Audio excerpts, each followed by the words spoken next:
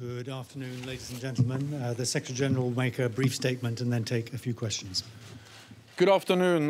We have just finished an extraordinary meeting of the NATO-Ukraine Commission.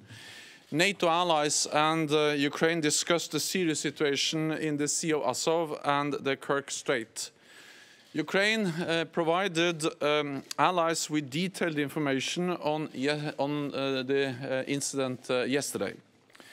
This morning I had a phone call with President Poroshenko, who requested the NATO-Ukraine Commission meeting.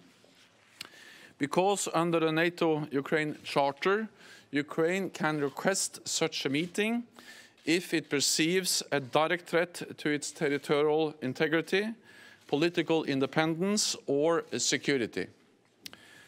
And at this meeting, all allies expressed their full support for Ukraine's territorial integrity and sovereignty.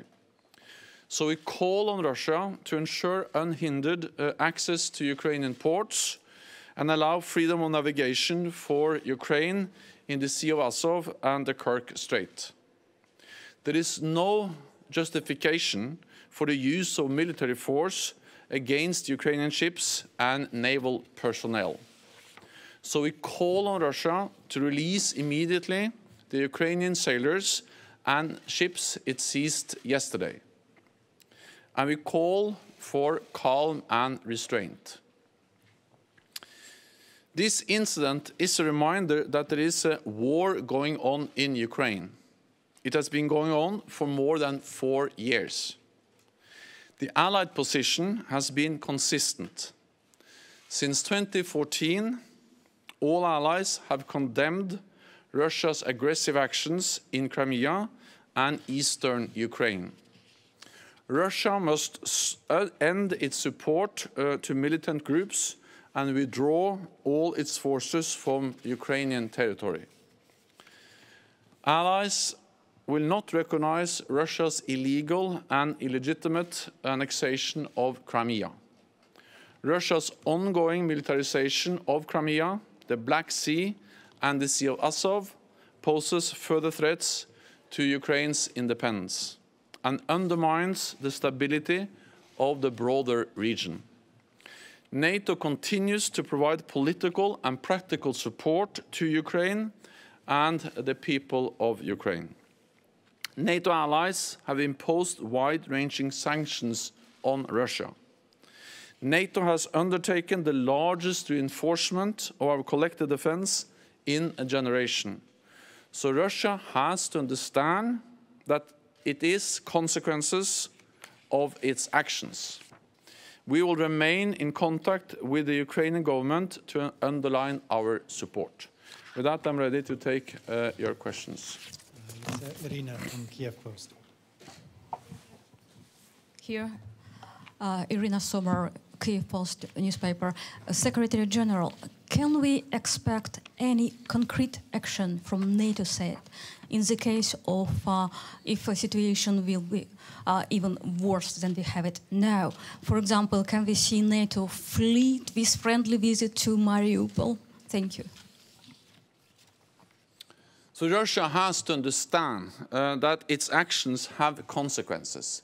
And that's the reason why NATO has reacted so firmly against the actions of Russia against Ukraine over several years.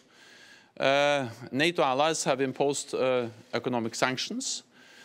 NATO has, not least because of the actions against Ukraine, illegally annexing Crimea, destabilizing eastern Ukraine. We have implemented the biggest reinforcement of our collective defense since the end of the Cold War, also with more presence in the eastern part of the alliance. And then NATO allies and NATO have provided strong political and practical support to Ukraine. We help to modernize the Ukrainian armed forces. We provide some support to the naval forces of Ukraine. And we are constantly assessing what more we can do to provide support and to help Ukraine. We do this partly within the NATO framework, but also some allies provide some direct support on the bilateral level, and we support and encourage that. So we are following and monitoring the situation very closely, and we constantly assess what more we can do, because Russia has to understand that its actions have consequences. Speaks Lorne from AP. Lorne Cook, Associated Press. Secretary General, you've often spoken about Russia's pattern of behavior. Ukraine, by calling this meeting, obviously seems to think that this is an escalation. What's NATO's assessment? How do the allies feel about it? Is this something bigger than we've seen before? What we saw yesterday was very serious, because we saw actually that Russia used military force against Ukraine in an open and direct way. We saw that they fired at Ukrainian ships, that they actually seized and captured ships and personnel. And we have seen reports that several of the personnel that are seized or captured are wounded.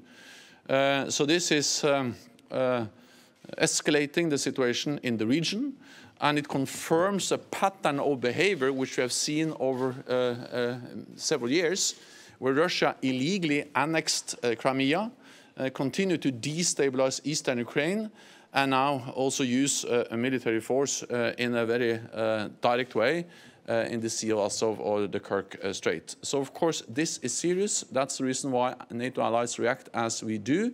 But at the same time, we need to work for de-escalation, for calm and restraint, because we have to avoid this situation coming out of control and becoming even more dangerous. So we continue to be firm and strong, but at the same time, we support all efforts to find a political, negotiated solution to the crisis in and around Ukraine. And the situation in and around Ukraine, including the Azov Sea and the situation in the Black Sea and the militarization of Crimea, has been raised again and again in the NATO-Russia Council. We addressed this issue just a few weeks ago when we had the last meeting of the NATO-Russia Council. Yes, please, question here. Radio Free Europe Ukrainian Service, Vitaly Yeremitsa. What is NATO's reaction on obvious instauration of martial law in Ukraine?